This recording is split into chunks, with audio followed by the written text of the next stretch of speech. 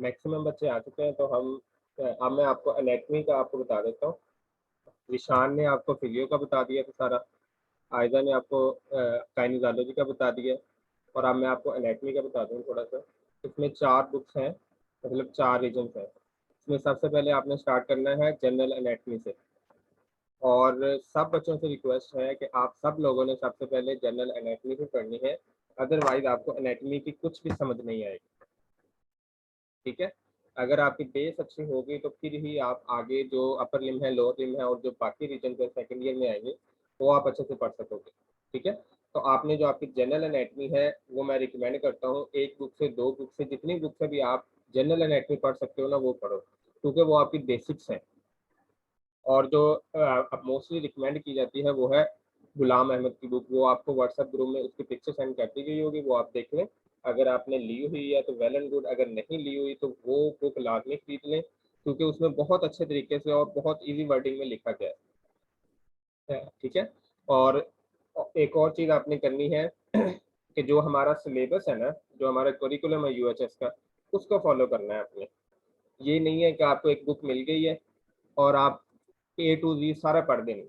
वो अच्छी बात है, आप पढ़ो, लेकिन आपको एग्ज़ाम के पॉइंट ऑफ व्यू से या बाकी बच्चों से आगे निकलने के लिए आपको ज़रूरी है कि आपने स्मार्ट स्टडी करनी है, आपने नंबर भी लेने हैं और अच्छा अच्छा पढ़ना भी है। ठीक है, उसके लिए आपके लिए ज़रूरी है कि जो आपका टीपीटी का आपका करिकुलम है यूएचएस की तरफ से है, उसको आपने फॉलो करना है, और उसमें जो जो चीज़ें हैं वो आपने लाजमी करनी है और आपको फिंगर टिप्स पे होनी चाहिए। ठीक है, सबसे पहले तो आपने जनरल एनेटमी पढ़नी है। ठीक है, उसके बाद आपने पढ़नी है हिस्टोलॉजी। हिस्टोलॉजी के लिए मैं आपको, आवाज़ आ रही है सबको? जी जी आ रही है। अच्छा ठीक हो। Yes sir. अच्छा, उसके बाद आपने पढ़नी है हिस्टोलॉजी। यस। और हिस्टोलॉजी आप बुक से नहीं पढ़ सकते जितनी देर तक आपका कोई टीचर आपके कॉलेज में आपको साथ में स्लाइड्स या उसके डायग्राम्स बना के नहीं दिखाएगा, आपको हिस्टोलॉजी की समझ बिल्कुल नहीं आएगी। तो आपको हिस्टोलॉजी पे रटे लगाने की इतनी ज़रूरत नहीं है। आप कोशिश करें कि अल्लाह करे कि कॉलेज खुल जाएं, आपके कॉलेज में आपके जो टीचर्स हैं वो आपको साथ साथ हिस्टो की डायग्राम दिखाएंगे और आपको समझाएंगे, फिर आपको समझ आनी है। अदरवाइज रट्टा लगाने से हिस्टो कभी समझ नहीं आती। ठीक है, उस पर आपने ज़्यादा टाइम नहीं लगाना। आप जनरल एनेटमी है वो आप रट्टा लगा के कर सकते हो, वीडियोस देख के कर सकते हो, और बुक्स को देख के कर सकते हो।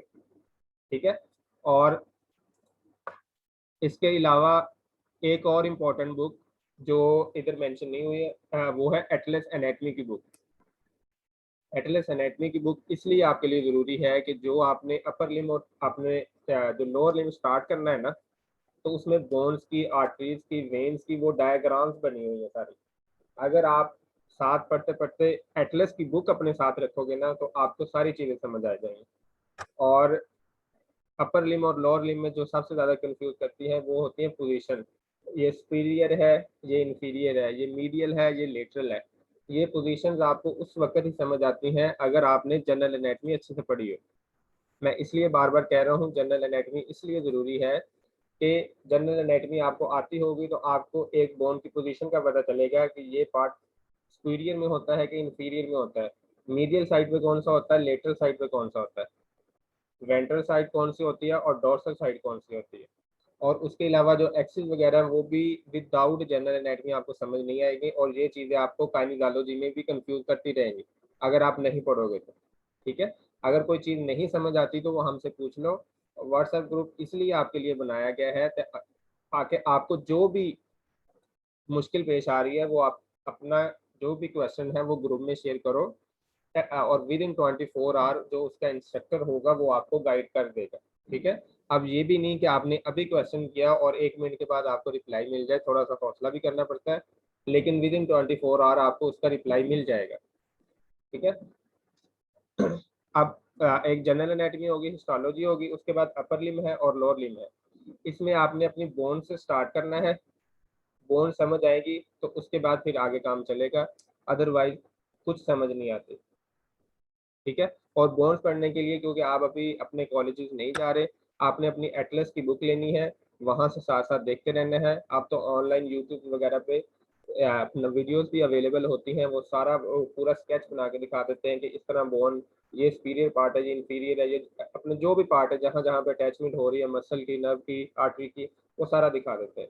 तो इस एनाटॉमी को इस तरह लेके चलना है, और एनाटॉमी एक ऐसा सब्जेक्ट है जिसको समझ आ जाए तो उसकी डिस्टिंक्शन आ जाती है, और जिसको समझ ना आ जाए वो कभी पास नहीं कर सकता।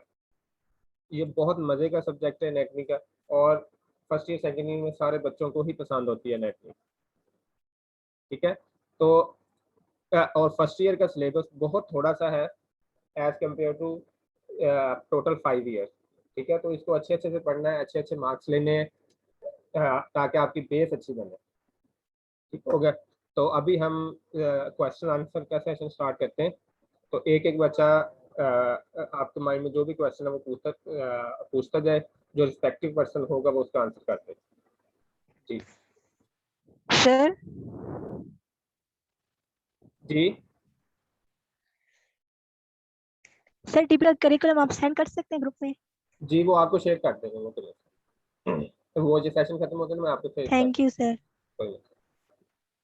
जी सर थैंक यू। जी, मज़ीद कोई बच्चा पूछना चाहता हो? सर यस डीबीडी सर, के पास एनाटॉमी के लिए पेपर्स एक-एक करके।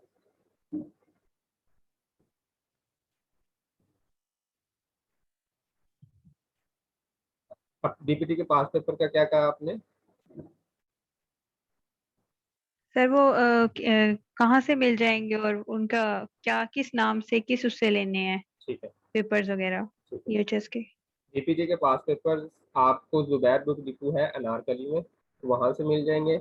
अगर आपने ऑनलाइन ऑर्डर करना है तो वो भी मिल जाएँगे आपको, आपके घर में जहाँ पे भी आप हैं वहाँ पे डिलीवरी हो जाएगी।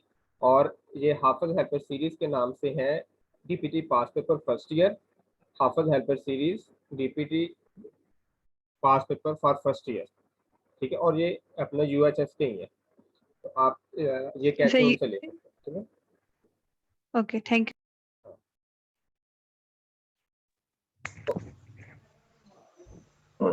सर और ये हर सब्जेक्ट का पेपर 200 मार्क्स का होता है। जी, आयज़ा आप बताएँ? हर सब्जेक्ट का जो से 3 आप लोग के मेजर सब्जेक्ट्स है ना, उनका आपका 200 मार्क्स का होता है, लेकिन जो आपका इस्लामियात और पाक स्टडी है वो आपका 100 मार्क्स का होता है। ओके जी, मज़ीद कोई बच्चा? सर एनाटॉमी किस तरह से प्रिपेयर करनी, मतलब जो जिस तरह से अब हमारे पास अपर लिम इस टाइम हम पढ़ रहे हैं, तो मेरे पास इस वक्त स्नेल से मैं तैयार कर रहा हूँ और नीटर से उसको देख लेता हूँ, एटलस से। तो क्या बीडी को लेने की, सॉरी, बीडी के साथ भी जरूरी है पढ़ना? बीडी से आपने टेबल्स वगैरह करने होते हैं। आपके ना अपर लिम में डिफरेंट टेबल्स होते हैं, जब आप लोग पढ़ोगे आपको पता चलेगा। एटलस और बाकी बुक्स आपने सिर्फ बोन्स के लिए मेजर देखनी है।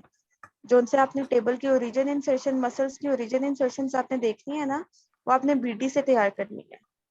उसके अलावा जॉइंट्स आते हैं अपर लिम में, वो भी आपने बीडी से करने हैं, इसलिए बीडी लेना जरूरी है।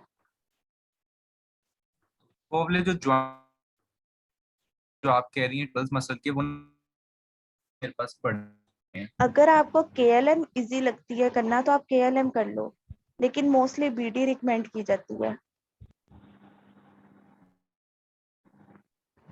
और दूसरा मैंने आपसे पूछना था, ये सिनेरियो बेस्ड क्वेश्चंस आते हैं हमारे पास फिजियोलॉजी में, तो उनको किस तरह से करना है, मतलब कोई नोट्स वगैरह हो पर्टिकुलरली जिसमें उसके से लिए आपको आमतौर पे जिशान ज्यादा? बताते हैं। निशान आप बताओ।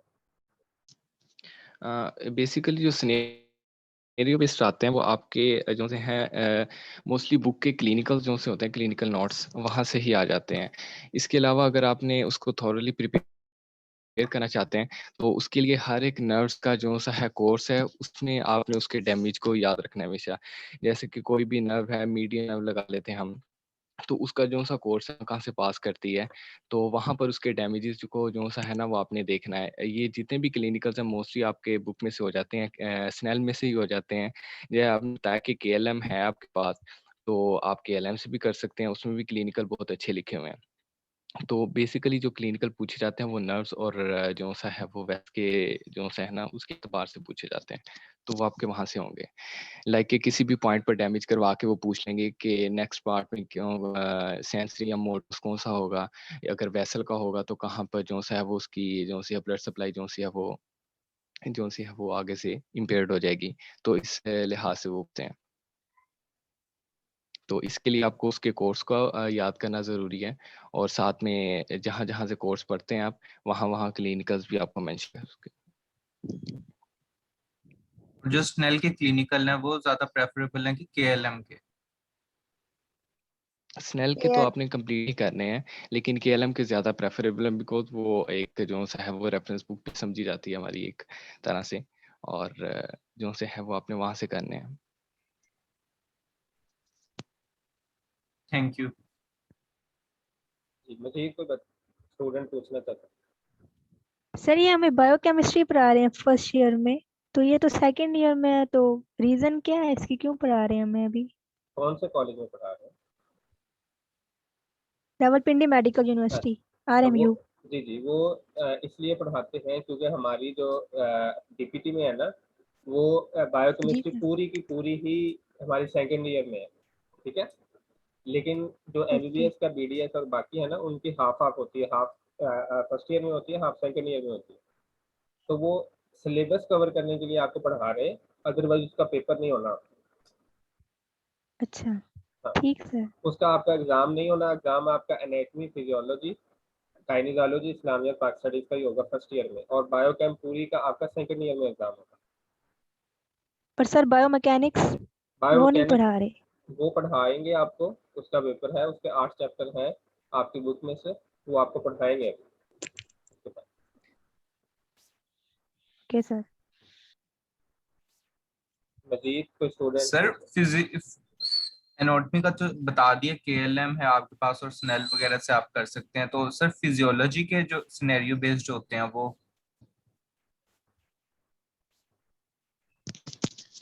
फिजियोलॉजी सिनेरियो बेस भी आपको वहाँ से ही जो सा है वो मिल जाएंगे।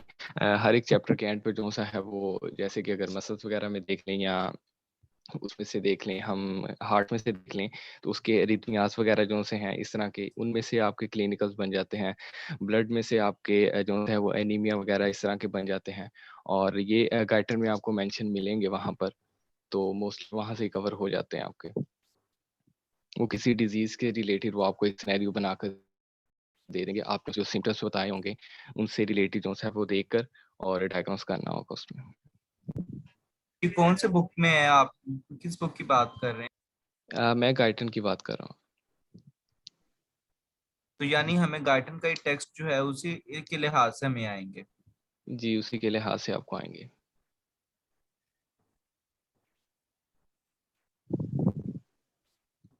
और गाइडन रिव्यू बुक के, सॉरी, वो जो पॉकेट कंपेनियन है उसके बारे में क्या ख्याल है, मतलब वो उसमें से हमें याद करना ज्यादा कन्वीनियंट रहता है? उसमें से याद करना कन्वीनियंट तो रहता है, लेकिन आपने वहाँ से बिल्कुल नहीं करना, वो बिल्कुल भी रिकमेंड नहीं की जाती, लेकिन वो आपकी जो सी दूसरी है कंप्लीट बुक है जो सी, वो वहाँ से ही आपने जो है ना वगैरह आपके कंसेप्ट वगैरह वो वहाँ से आपको ही मिलेंगे, और इससे अच्छी तैयारी होगी आपकी। एमसीक्यूज थोरली अटेम्प्ट कर सकते हैं वहाँ से, और जहाँ तक एमसीक्यूज की बात है तो वो भी आपके इससे अच्छे होते हैं। तो एंड पे जाके इतना टाइम नहीं होगा तो वहां पे तब क्या करें हम?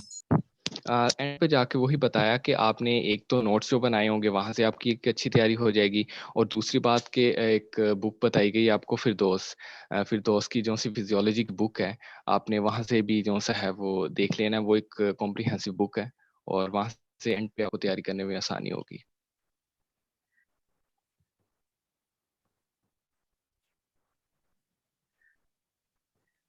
जी, मजीद कोई स्टूडेंट पूछना चाहता हूँ? सर मेरा ये क्वेश्चन है, एनाटॉमी में जो हम अपर लिम्ब पढ़ रहे हैं अब, तो वो मुझे याद करने में ना बड़ी प्रॉब्लम हो रही है, मुझे पता नहीं लग रहा उसमें क्या याद करना है। बहुत कॉम्प्रिहेंसिव लिखा हुआ है बुक में, तो वो तो काइंडली बताएं। अभी कौन सा चैप्टर पढ़ रहे हो आप? सर अपर लिम्ब शुरू किया हुआ है अभी। आयजा आप बताओ। अपर लिम में आप अभी बेसिकली पढ़ क्या रहे हो ये बताओ। अभी क्लेविकल, उसके बाद ये रेडियस, अल्ना वगैरह, ये सारा कुछ शुरू किया हुआ जो शुरू वो में कौन सी यूज कर रहे हो? है। स्नेल मैं यूज कर रहा हूँ, और बीडी से भी हेल्प ले लेता हूँ, और स्नेल भी, दोनों यूज कर रहा हूँ। जोन सी बेसिकली बोन्स है ना, अभी तो आप लोग का ऑनलाइन होगा। अगर आपको नहीं याद होता तो आप यूट्यूब पे देखो, वो आपको पूरा ड्रॉ करके बोन का समझाएंगे, मसल अटैचमेंट भी बताएंगे, और के बाद आप बुक पढ़ो, वो आपको याद भी हो जाएगा और फिर आपको कंफ्यूजन भी नहीं होगी। तो इनके लिए अगर कोई चैनल हो तो काइंडली वो भी आप बता दें, फिजियो और एनाटॉमी के लिए यूट्यूब। फिजियो के लिए तो यूट्यूब का चैनल है सर्वलेस मेडिको। एनेटमी के लिए भी है, लेकिन जो सा बोन्स का आपको खुद देखना पड़ता है कि आपको किसकी ज्यादा अच्छी समझ आती है।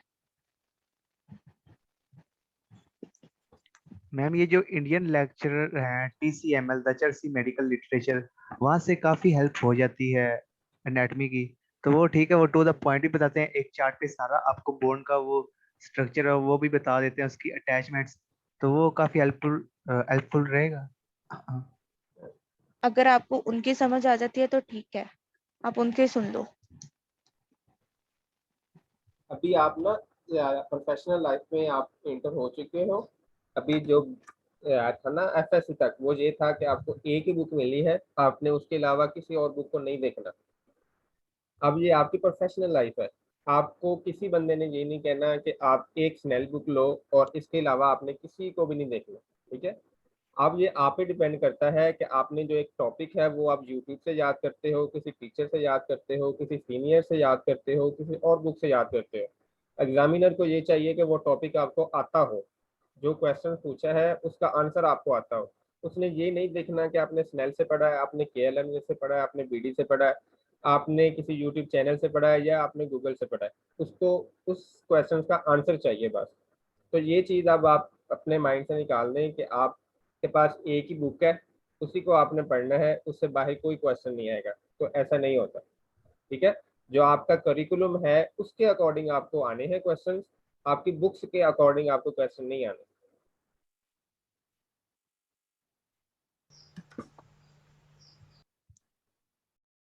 जी, मजीद को स्टूडेंट पूछना था। Excuse me sir.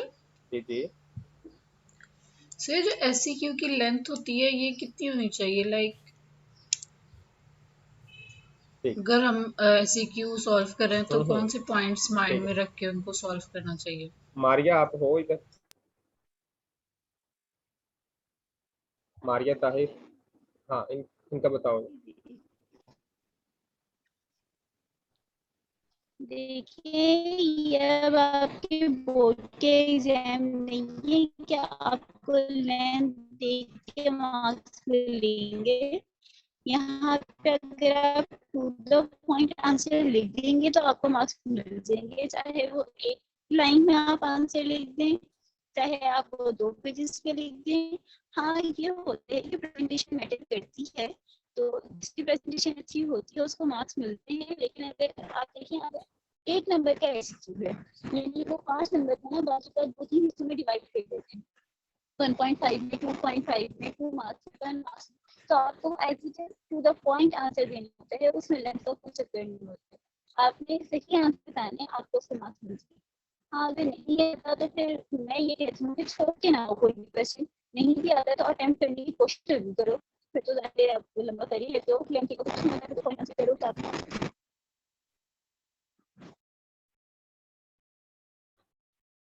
तो जी।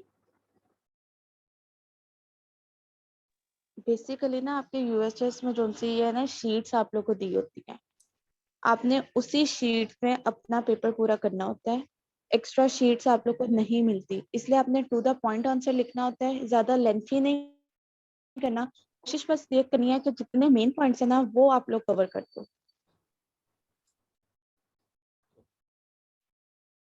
होप तो आंसर मिल ओके, गया होगा आपको। थैंक्स।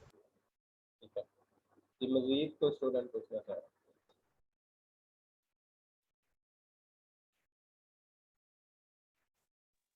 Excuse me sir. जी जी।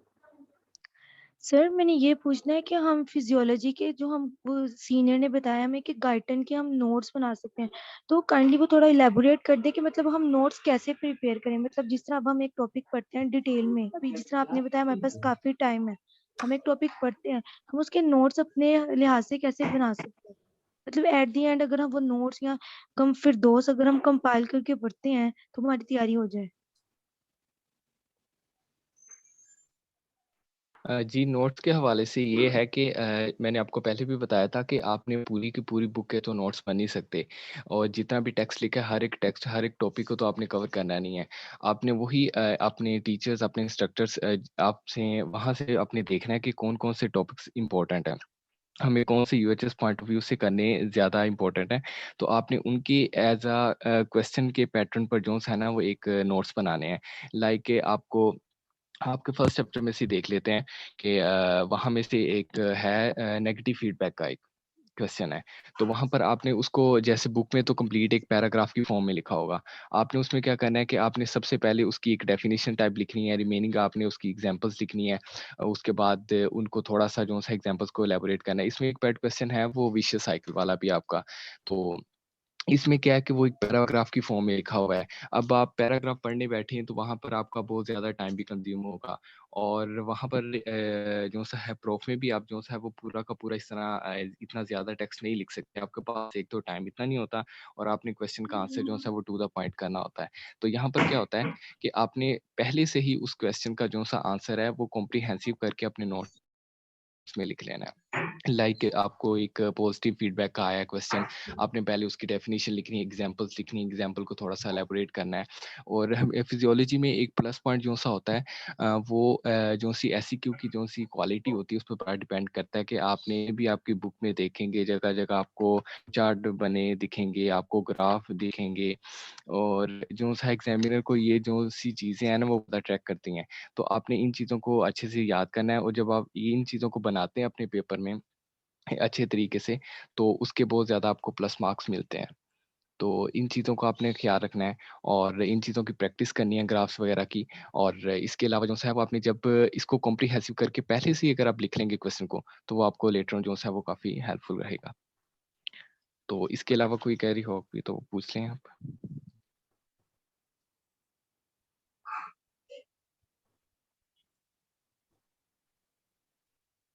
जी, किसी और ने कुछ पूछना है?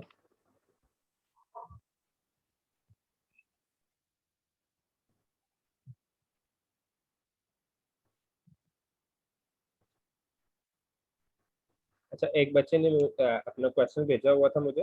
आवाज आ रही है सबको?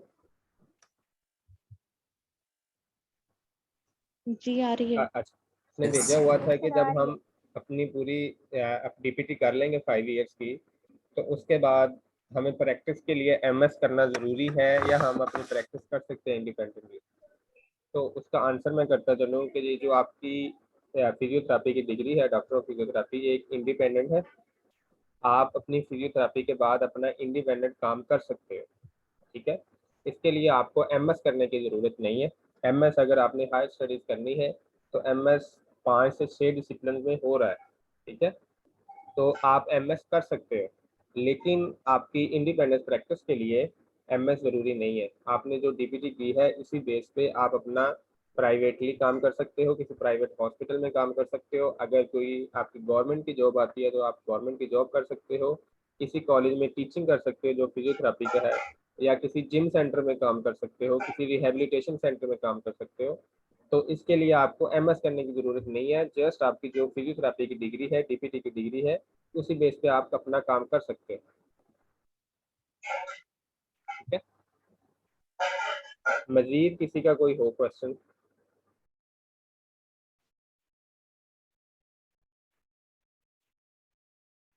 No sir.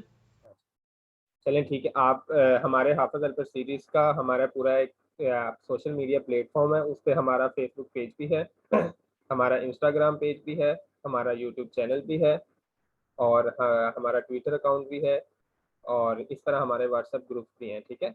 आपने अपने दोस्तों को और जो आपके फेलोज़ हैं, अगर आपको फ़ायदा हुआ है, तो आपने उनको लाज़मी बताना है कि वो भी जॉइन करें। और इसके अलावा जो हमारी कोलीग है मारिया ताहिर, इनका यूट्यूब चैनल है फिजियो टाइम के नाम से, वो भी आपने ज़रूर सब्सक्राइब करना है। और इसके अलावा आप जो भी क्यूरीज हैं आपके माइंड में, वो आपने जो हमारा व्हाट्सएप ग्रुप है उसमें पूछनी है आपने, हम उसको आंसर करेंगे, ठीक है। इसके अलावा कुछ और मजीद पूछना हो तो बता लें, वरना ये सेशन हम एंड करते हैं।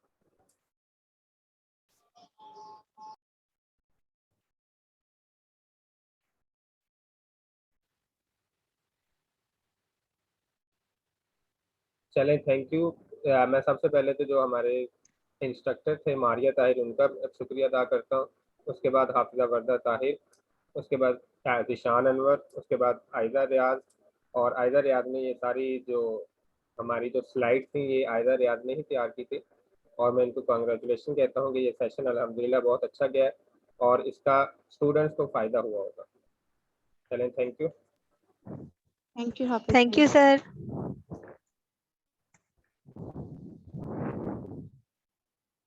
अल्लाह हाफिज़। अल्लाह हाफिज सर।